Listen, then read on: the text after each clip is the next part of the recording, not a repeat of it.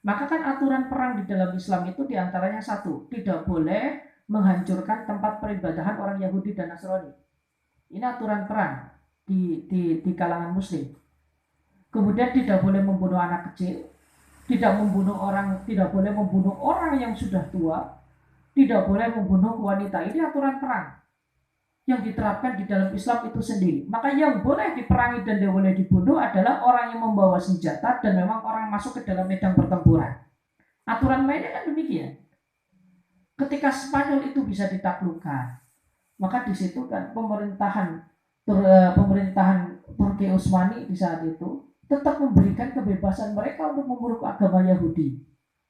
Maka kemudian kaum Yahudi yang di saat itu, atau dalam ini adalah kaum Kristen, yang di saat itu adalah merasa mereka diberi kebebasan, mereka lari ke pinggir daripada Spanyol tersebut, justru membangun kekuatan.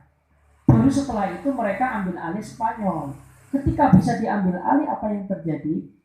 Maka di situ terjadi pembantaian besar-besaran bagi orang-orang yang masih memeluk agama Islam. Artinya kalau kita bandingkan itu, yang lebih ekstrem itu sebenarnya agama yang dianut oleh mereka atau agama yang dianut oleh kita.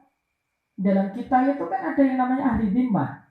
Ahli dhimmah itu adalah orang yang ketika dia dapat ditaklukkan oleh umat muslim, tapi dia tidak mau masuk Islam. Bagi Islam nggak jadi masalah. Lakum dinukum waliyad la ikraha fiddin. Hanya saja kamu harus membayar diat, harus membayar pajak. Tujuannya untuk apa? Untuk kemaslahatan bersama. Artinya kalau kita lihat itu ya bijaksananya agama Islam itu tetap di situ. Luar biasa. Luar biasa. Makanya selain kita teks Al-Quran juga di situ tidak ada unsur ekstremisme. Kalau kita lihat kepada fakta sejarah juga demikian. Maka sebenarnya kayak gini. Ada kajian menarik. Ini pernah disampaikan oleh Dr. Usama Al-Azhari. Dia adalah seorang dai muda dari Mesir itu. Sekarang itu terkenal, di Mesir itu terkenal. Beliau itu pernah mengkaji pertempuran-pertempuran yang dijalani oleh umat Islam. Ini untuk membuktikan bahwasanya Islam itu memang bukan agama yang keras. Dari 27 Ghazawat dan lebih dari 35 Syariah. Jadi Ghazawat itu adalah pertempuran yang memang diikuti oleh baginda Rasul. Kalau Syariah ini kan pasukan patroli yang disuruh untuk baginda Rasul, tetapi kan Nabi tidak ikut. Dikumpulkan di situ. Bahkan setiap pertempuran-pertempuran yang terjadi di antara umat muslim dan non-muslim itu dihitung jumlah korbannya. Maka jumlah korban yang terjadi di antara pertempuran-pertempuran yang pernah dilakukan oleh baginda Rasulullah SAW ini tidak sampai 50 korban jiwa. Pada perang Badar hanya 13. Dalam pertempuran-pertempuran yang lain korban jiwanya paling hanya 2 orang, 3 orang. Karena pertempurannya itu dalam rangka untuk menegakkan kebenaran. Jadi tidak ada ribuan nyawa yang melayang. Kalau tidak salah itu jumlahnya 46 korban selama pertempuran itu terjadi.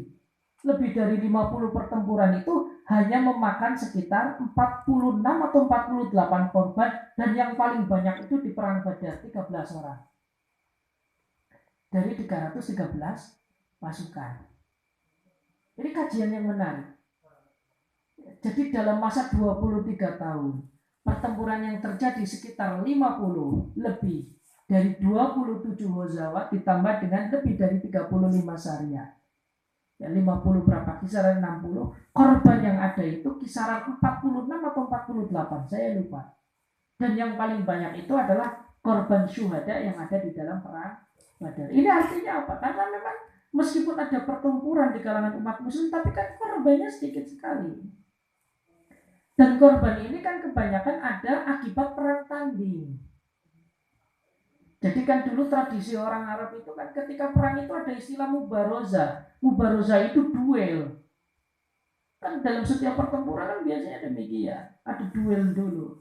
Dan itu kebanyakan dari situ. Maka jumlah korban yang ada di saat itu ya kisaran 48 itu. Tidak banyak.